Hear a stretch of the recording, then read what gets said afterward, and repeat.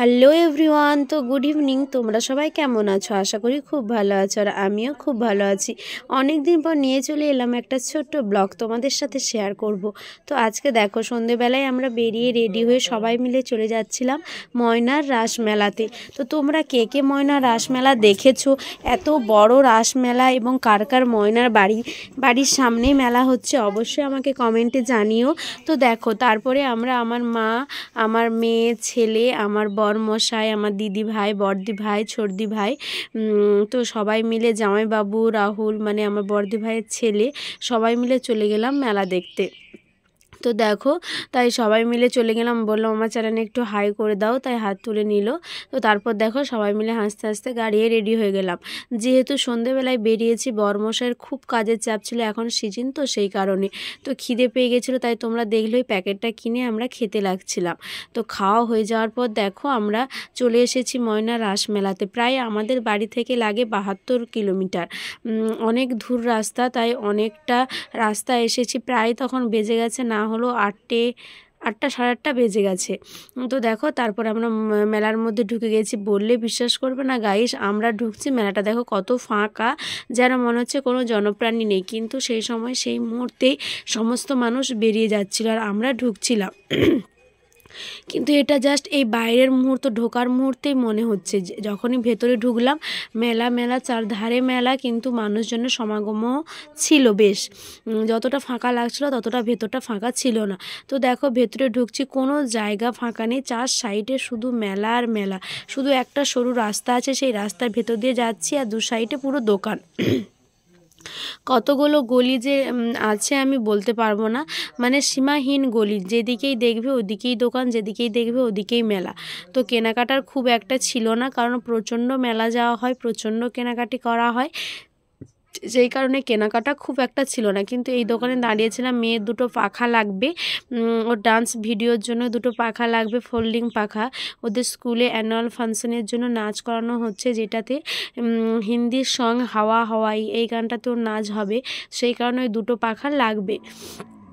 দেখো, তারপর পাখাটা নিয়ে নিলাম, তেমন কিছু আর নেওয়ার নেই, তাই ঘুরে ঘুরে দেখছিলাম মেলাটা কত বড়, কত জিনিস, কত কিছু এসেছে। দেখো, এটা আমার বরমশাই, আমার জামাইবাবুর কাছে মেয়ে যাচ্ছে, আমি আমার বড়দি ভাইয়ের ছেলেকে কোলে নিয়েছে।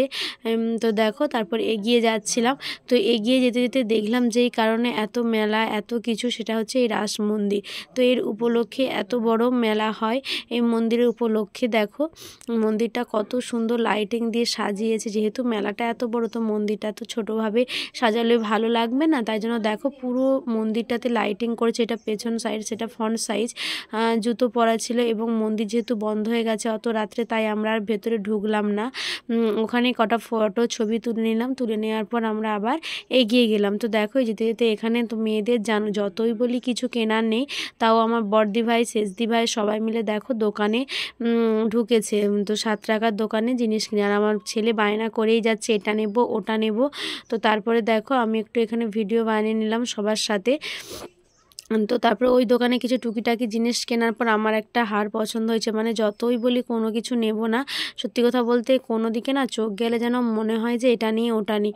তো হারটার দাম 200 টাকা ছিল, কিন্তু খুব একটা তখন সামনে থেকে ভালো লাগছিল না। আমি বললাম ঠিক আছে, খুলে তাহলে পরিয়ে দেখাও। তারপর পরিয়ে দেখলাম গলাতে, আমার বরমশা বলছে খুব একটা খারাপ লাগেনি, ভালো লেগেছে। তো দেখো, এটা সিঙ্গেলভাবেই ছিল 200 টাকা, এটা ডাবলও ছিল, এটাও ছিল 200 টাকা, ডাবলটাও ছিল 200 টাকা। বাট আমার সিঙ্গেলটা বেশি ভালো লেগেছিল, তাই জন্য সিঙ্গেলটাই নিলাম। তোমাদের সাথে অবশ্যই শেয়ার করব কি কি জিনিস কিনেছি। তো পরের ভিডিওতে একটা ছোট্ট ব্লগ অবশ্যই শেয়ার করব। তো দেখো, তারপর এখানে ওটা দামে পোষাচ্ছিল না, তাই এগিয়ে যাচ্ছিলাম। তারপর কাকুটা আবার ডাকলো, আবার নিলাম ওটা। নেওয়ার পর আবার এগিয়ে পড়লাম। তো মেলায় শুধু দেখো, সামনেটা যতটা খালি লাগছিল, ভেতরটাই দেখো কত ভিড়, কত দোকান। তো তারপর দেখো, এখানে আমার বড়দি ভাইদেরকে দেখতে পাচ্ছিলাম না, আমি দাঁড়িয়ে গেছিলাম, তার কারণ ওরা একটা দোকানে ঢুকেছে, সেই কারণে আমি আর ওদেরকে দেখতে পাইনি। আর ক্যামেরাটা এমনভাবেই চালু হয়ে রয়ে গেছে যে দেখো, চালু হয়ে রয়েছে, আমার আর বন্ধ করতে মনে ছিল না, সেই কারণে মেয়ের টুপির কাছেই ওটা শেষ হয়েছিল। তো তারপর দেখো, এখানে আর একটা দোকানে দাঁড়িয়েছি আমরা। তো দেখো, তারপর ওই দোকান থেকে আবার চলে গেলাম আরেকটু দোকানে। তখন দেখো প্রায় 9টা 9 বাজে, আমরা ওখানে ভেতরেই ঘুরছিলাম। তাই বরমশাইকে বললাম চলো চলে যাই, কারণ বেকার শুধু প্রচণ্ড মেলা, রাত হচ্ছে, মেয়ের আবার সকাল হলেই টিউশন, সেই কারণে সবাই আবার ঘুরে গেছিলাম গাড়ির মধ্যে। তো গাড়ির মধ্যে খুব জোর খিদে পেয়ে গেছিলো, তাই টুকটাক কিছু খাওয়ার খাচ্ছিলাম এবং সবাই মিলে দেখো বাড়ির দিকেই রওনা হলো। আমরা বড়দির বাড়িতে এসেছি প্রায় তখন দেখো 9:39 বাজে, আমরা গাড়ির মধ্যেই। তারপরে আমরা ওখানে বড়দির ঘরে গাড়ি রেখে তারপর আমরা যেহেতু একটু ওদের জায়গাটা শর্ট, বড় গাড়ি ঢোকে না, মানে ঢোকে সব সময় কিন্তু বর্ষাকালের জন্য কাঁটা বাস মানে নেমে যাওয়ার জন্য গাড়িটা ওদের ঢোকেনি, সেই কারণে আমরা গাড়ি রেখে আবার অনেকটা হেঁটে হেঁটে ওদের বাড়িতে এসেছিলাম। খুব একটা দূরে না, সামনেই। তো অন্য রাস্তাও ছিল কিন্তু আমাদের সেটা মাথায় ছিল না, তাই হেঁটে হেঁটে এগিয়ে গেছিলাম। তো টাটা গাইস, অবশ্যই যদি ভিডিওটি ভালো লেগে থাকে আমার লাইক কমেন্ট শেয়ার করে দেবেন এবং এরকম ছোটো ছোটো ব্লগ দেখার জন্য আমাকে অবশ্যই কমেন্ট করবেন। তো ভালো থাকবেন, অবশ্যই সুস্থ থাকবেন।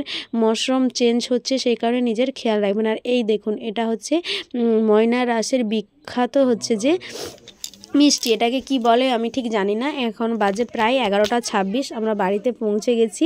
তো ওটা মনে পড়ে গেছে, ওটাকে কদমা বলে, বিখ্যাত কদমা হচ্ছে ময়না রাসমেলা, অনেক বড় বড় হয়।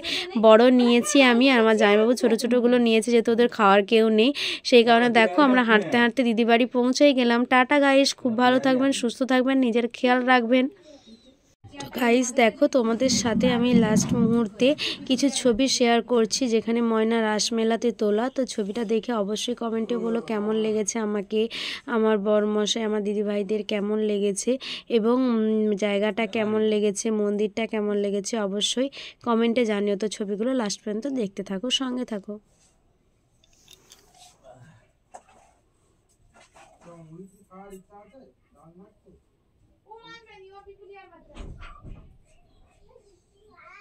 এটা মনে রাখতে হবে।